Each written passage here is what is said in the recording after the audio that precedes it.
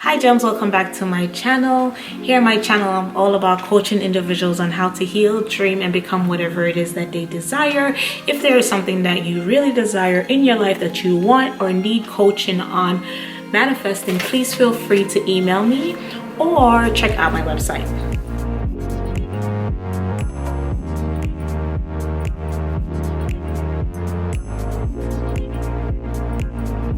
Today we're going to be talking about how I knew I was pregnant before my big fat positive. First things first, I prayed and I was trying to manifest a pregnancy the month that I got pregnant. So that's the number one way that I knew that I was pregnant before my big fat positive.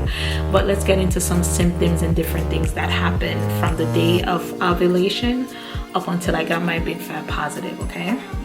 The day of ovulation, I did feel, a flipping sensation in my stomach, in my abdominal area. I didn't know what it was, but I felt it. So I don't know, hey, if that was, listen, the egg releasing, I don't know, but I felt something going on in there. One DPO, I felt cramping. On 2 DPO, I had cravings, which was kind of weird because why am I craving things? You know what I mean? But whatever, I wrote it down. So if you see me looking down, it's because I have notes here on, how I knew. Now on 3 DPO, I had like a sinus feeling of allergies and like feeling a little sick. And then I had a pimple, which, obviously if my cycle was coming in like 3 days, then it would make sense.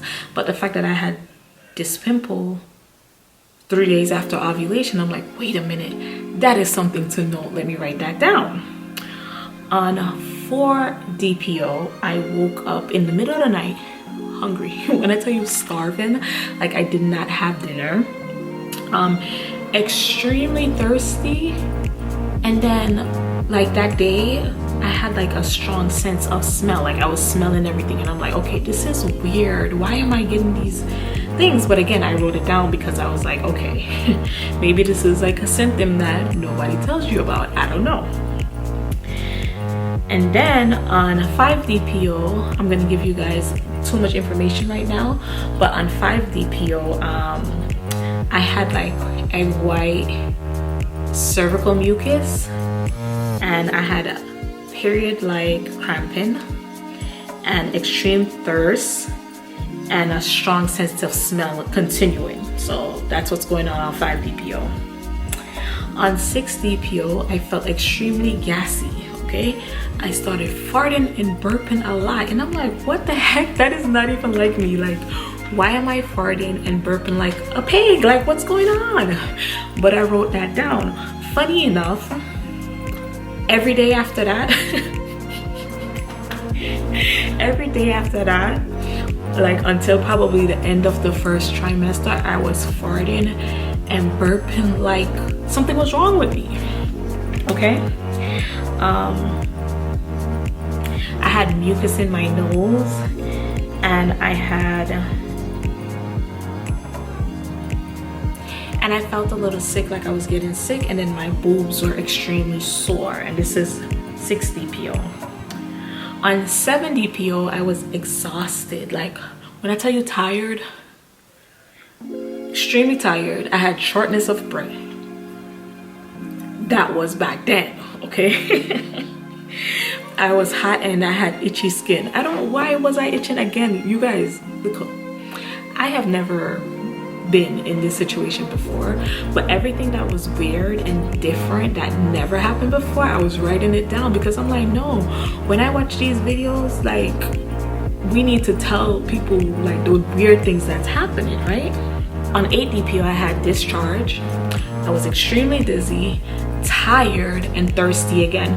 Now on 8 DPO, you guys, I remember leaving work a little early and like going home and I just fell asleep, like sleeping crazy, okay? On 9 DPO, again, I was gassy, tired, thirsty, hungry, really hungry. 10 DPO, cramps again, can't really understand again why am I cramping so early, but you guys probably know what that is now. And then moving forward, skipping ahead a bit, you know, I cramp a little bit more. And then on the day that my cycle was supposed to come, I had real period like cramps. And then I started spotting, and at that time I'm like, oh crap, I guess we're out for the count. Even though in the beginning I said I prayed that I was gonna manifest a pregnancy that month, when I started bleeding again, I'm like, hey, I guess we're gonna try again some other time. Went ahead, I don't know if this has something to do with it, you guys, but I drank raspberry leaf tea because the cramps were so bad. The cramps stop, bleeding stop. I'm like, what the heck?